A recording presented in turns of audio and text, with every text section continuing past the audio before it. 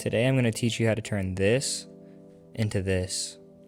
In today's video, we're going to be doing a mid-length flow cut with low tapers on the side. I'm going to be breaking down my steps and my process on how I achieve a perfect flow in under 10 minutes. Just like how I start every haircut, I start by saturating the hair until it's completely wet. The reason I'm getting the hair completely wet instead of just damp is because whenever I'm sectioning, it's going to help out a lot with that, and also goes for the cutting. It's going to help my shears cut through it a lot easier. Now for the sectioning, I'm going to start from his recession, working my way all the way back to the crown, and it should just be an even, clean line straight from the recession to the crown.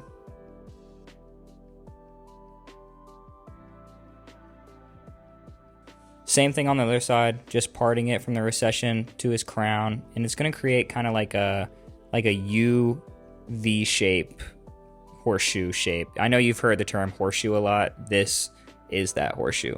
Boom. You're going to want this horseshoe shape because it's going to help you disconnect the sides from the top working wise, and then you'll drop the top and then you'll connect the top into the sides.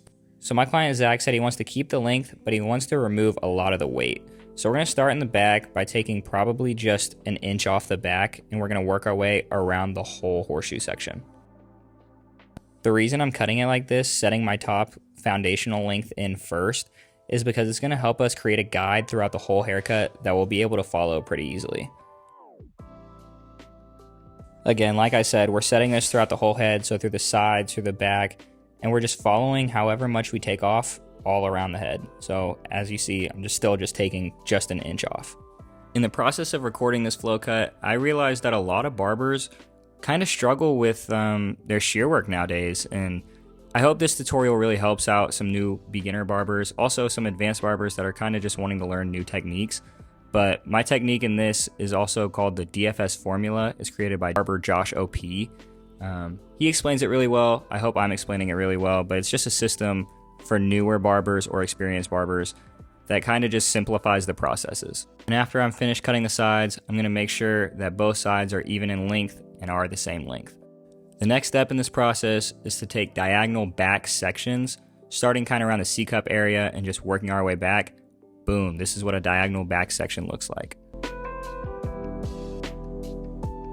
When I take this section in the temple area, I'm going to be fingers flush against the head, so finger length, just because I'm going to be blending my clippers into it anyways, and with finger length, a 3 typically blends perfectly into that, because I know I'm going to taper out that temple area anyways. As we work our sections back, I'm going to start over directing them back to that taper area, just so we can create a transition from long hair to short hair, so shorter in the taper areas, and as we work our way back, it's going to get longer. And as I said earlier, he's wanting to keep the length, but just take the weight out. So as we get closer to the bottom, I'm going to find that bottom length, let it fall out, and then cut to that. So ensuring that the length stays the same, but all the weight is taken out. As you can see, the further I move down, the more I angle my fingers away from the head. And I'm just going to repeat this process throughout the whole back of the head.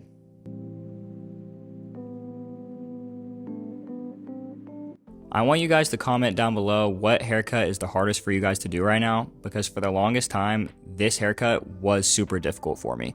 When I was in barber school, I used to watch a lot of tutorials, and the thing that I noticed most was a lot of barbers overcomplicate how to use their shears. I know for a lot of barbers like myself, shear work was the most intimidating thing, and seeing a lot of these tutorials that just overcomplicate it kind of gets you nervous. But my goal in this tutorial is just to really simplify everything, and hopefully you guys gain value from that. But like I said earlier, we're still taking diagonal back sections all the way throughout the back of the head, and as I'm working my way down towards that bottom length, I'm just going to start angling my fingers outward from the head. Once I hit about this section on the head, I'm going to move to the other side of the head and do the same exact processes all the way to the back.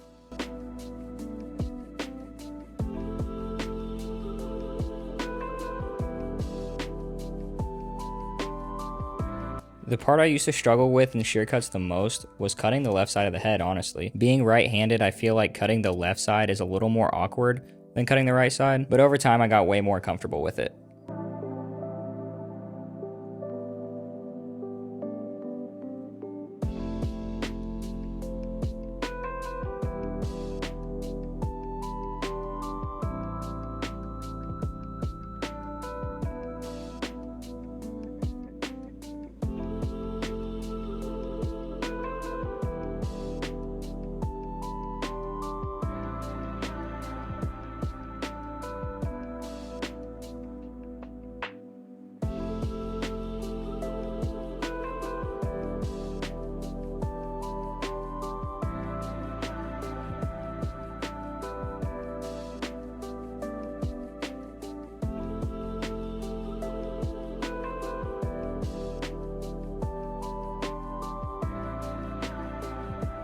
And if you cut the sides right, you should see a clear graduation, just like this.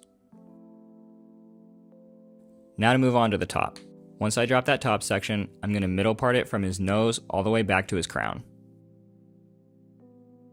And now if you remember from the beginning of the video, that foundational line we set, we're going to be connecting the top into that. So all I'm doing is pulling the top into that foundation length and just taking that amount off.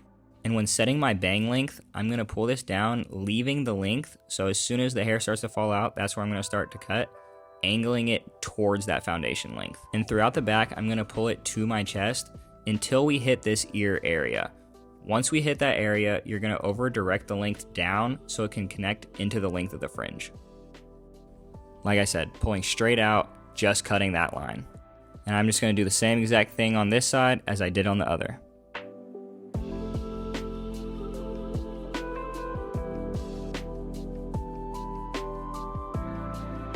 So cutting like this is going to kind of leave the very, very top heavy. So what we're going to do is work our way back, pulling vertical sections, taking out this peak.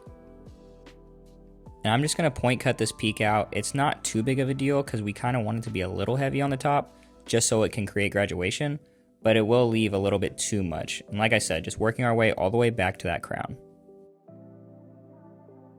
And this is my coworker Zach that I'm cutting. Once I started my YouTube channel, him and everyone else in my shop have been super supportive of it. With that being said, my biggest suggestion to new barbers or barbers that are finding a new shop is to find a shop where everybody is working towards getting better. If everyone in your shop is stagnant, that's not the place you want to be. Now moving on to the styling. In this cut, I'm going to use a mousse, and I'm just going to put 2 pumps into my hand, not too much, and evenly disperse it throughout the hair.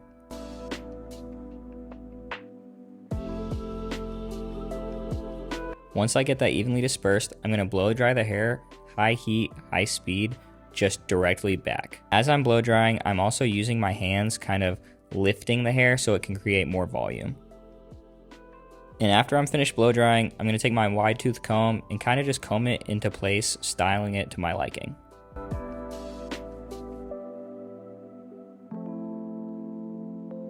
And now on to the fading. I'm going to debulk with my 3 closed, which will perfectly blend into the finger length we set in that temple area. After I debulk, I like to outline everything with my trimmers just so I can see a clear canvas that I'm working with. So I'm just going to line up around the ear and his C-cup area.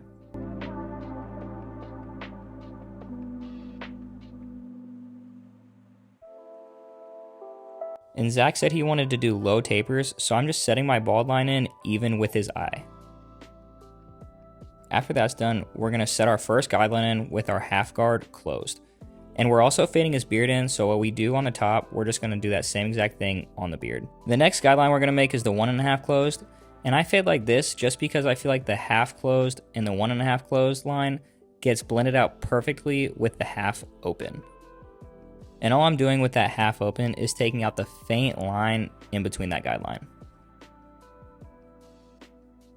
After I'm done with my fade, I'm going to remove any unwanted dark spots with my thinning shears. In my opinion, thinning shears are the easiest method to remove unwanted bulk.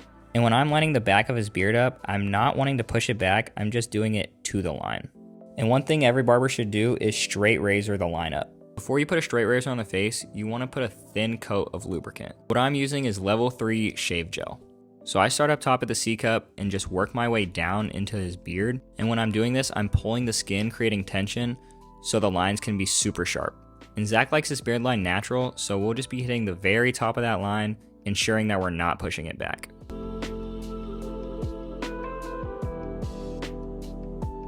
And this is the finished result. And if you like this video, please like, comment, subscribe, and let me know what type of tutorial you want to see next. Peace.